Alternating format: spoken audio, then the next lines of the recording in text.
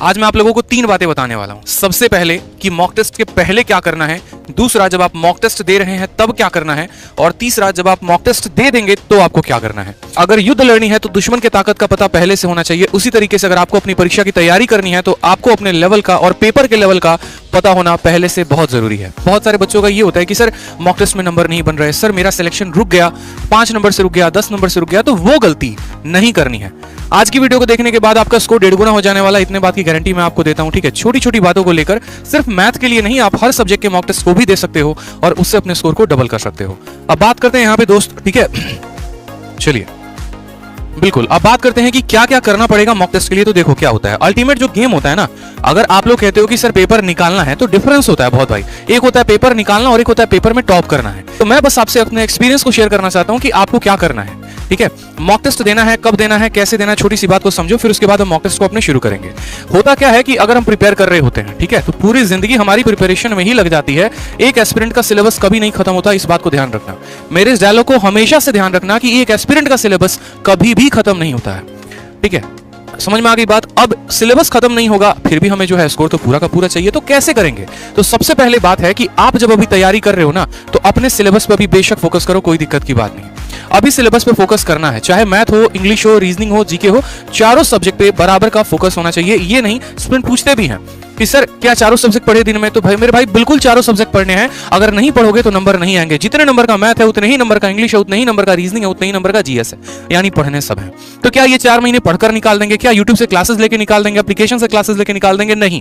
आप क्या करो कि अगले 1 मंथ तक पूरा का पूरा जोड़ दो सिलेबस पे, पूरा जोड़ दो सिलेबस पे, कोई दिक्कत की बात नहीं है। लेकिन जैसे आपका 50% भी सिलेबस खत्म हो जाता है ना मेरे दोस्त, जैसे 50% भी सिलेबस खत्म हो जाए, मॉक टेस्ट देना शुरू कर दो।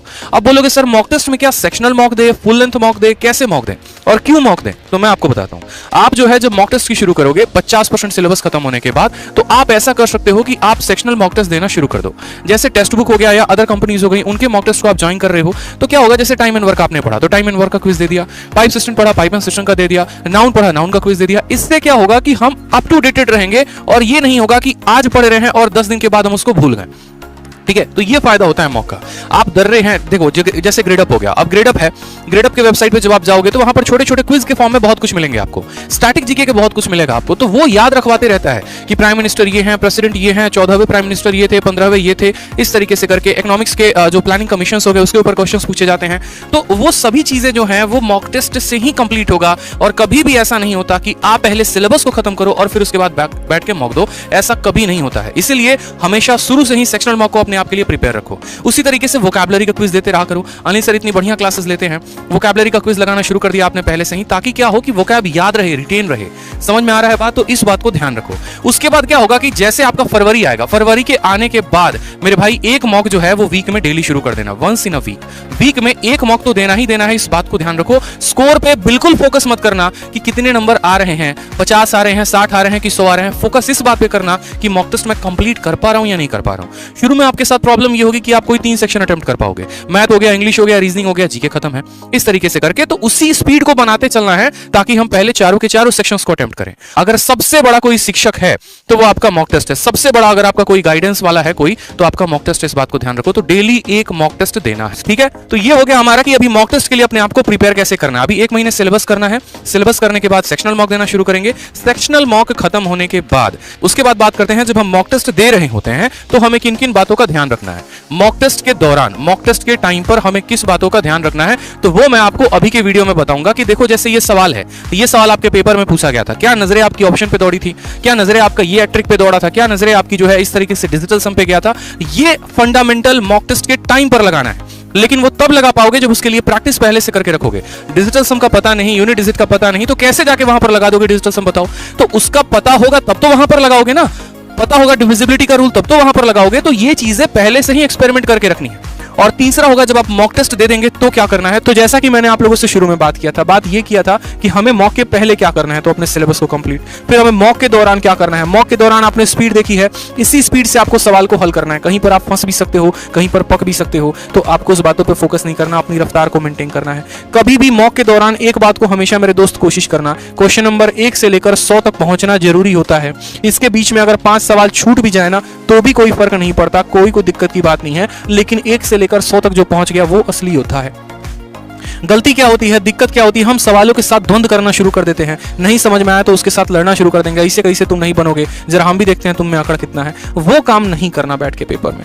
100 तक पहुंचेंगे, रिवीजन अभी से लगातार करते रहेंगे। अब चलिए मान लीजिए कि आपने महीने भर के अंदर कम से कम 20 से 25 मॉक दे दिया दोस्त मेरे, कम से कम आपने मानो महीने भर के अंदर 20 से 25 मॉक दे दिया, तो आपको यह करना है कि प्रत्येक मॉक के बाद आपको उसकी एनालिसिस करनी है। ठीक है, क्या करना है आपको, तो उसकी एनालिसिस करनी है। जैसे मानिए मैंने एक मॉक दिया, उस मॉक में मैंने ये देखा कि मानो यहां सवाल जो आया था वो कितना टाइम टेकिंग था, क्या दूसरों को उतना टाइम लग रहा था तो मुझे भी उतना ही लगा, या मैं उससे और शॉर्ट में कर सकता था। ठीक है, क्या ये सवाल डिजिट सम से बन सकता था, क्या ये सवाल ऑप्शन से बन सकता था।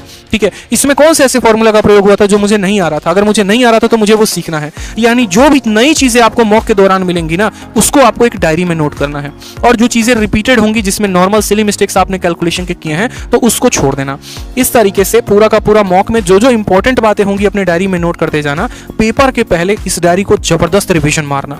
और ये स्ट्रैटेजी मैं आज क्यों बता रहा हूं, बोलोगे सर ये आप पहले क्यों बता रहे हो, इसलिए बता रहा हूं क्योंकि ये बात कोई नहीं बताता है। जब पेपर आता है ना तो टॉपर तब जाकर मॉक नहीं लगाता, उसकी रणनीति 4 महीने पहले बन गई होती है।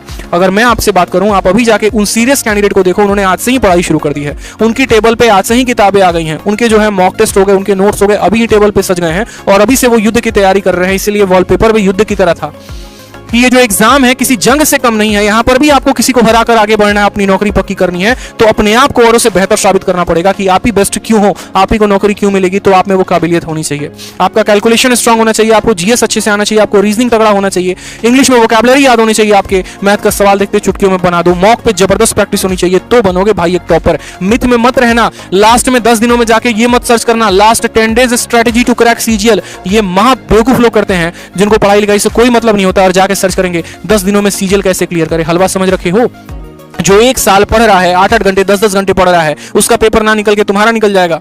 इसलिए अभी से रणनीति बना के रखोगे, एनालिसिस करते रहोगे, डायरी में नोट करते रहोगे, इस बात को ध्यान दो। छोटी छोटी चीजें हैं जिस पर पूरा का पूरा फोकस करना है। ठीक,